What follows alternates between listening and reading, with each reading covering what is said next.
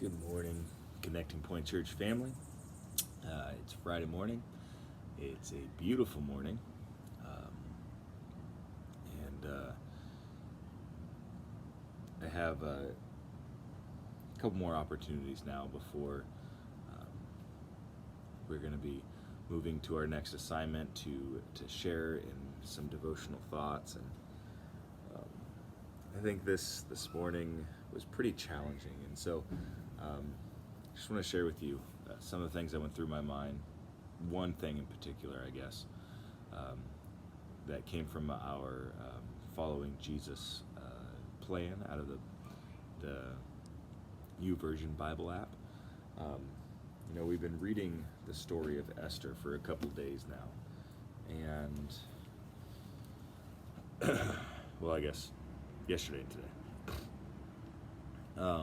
And it's a story that I know well. It's a story that many of us know well, and it's a cool story. And there is this line in it that is, excuse me, that is pretty popular, that many of us know. This statement of, "Who knows but that you have come to your royal position for such a time as this." You see, Mordecai, Esther's uncle, was kind of the epitome, the representation of the hatred that Haman had for him and his people. And obviously Haman had got Xerxes to issue this decree that all of the Jews would be executed, and there'd be like this open game day on the Jews. And Mordecai brings this to Esther's attention and says, "You've got to do something about it." And Esther initially responds in a kind of fear, like, "I'm not sure that I can do this. I'm not sure if it's a wise idea." And ultimately, Mordecai's response to her was, like, "How do you know that the reason you are where you are doesn't have exactly to do with what we're going through right now?" And again, this is something that I am sure we are all very familiar with, and yet this morning, as I read it, I found myself essentially being asked the same question by God.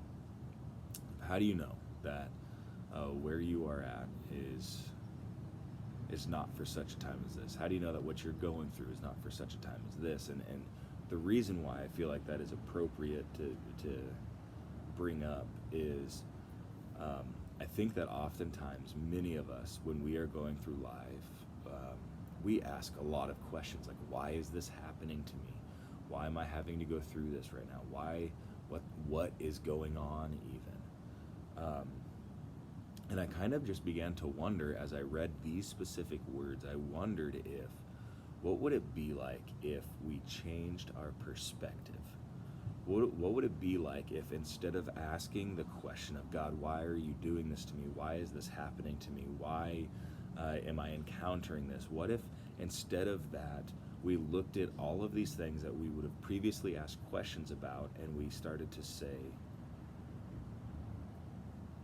"I am here for such a time as this. I am encountering this because you have created me and appointed me and prepared me for something like this."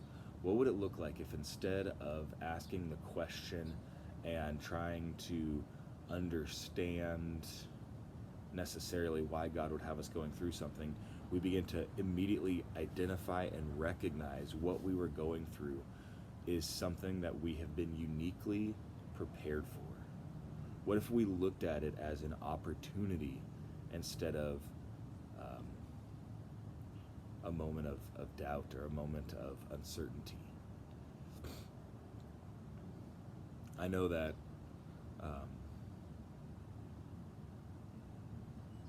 that would be helpful for me. That would change a lot of things. Not that I'm necessarily doubting anything right now, but I know that throughout my life I've asked this question a lot. Why is this happening? Why am I here? What's going on? And I think that my life would benefit from a recognition of opportunity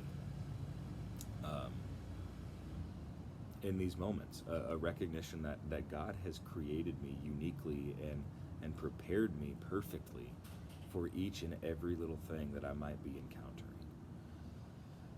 And so today I challenge you guys to do the same thing. Instead of finding yourself in a position of questioning,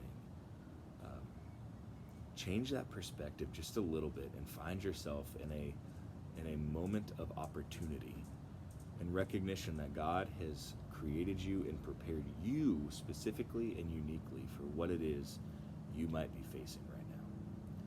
Well, I hope you guys have an awesome morning and a great rest of your Friday, and I look forward to seeing y'all in a couple of days. Peace out.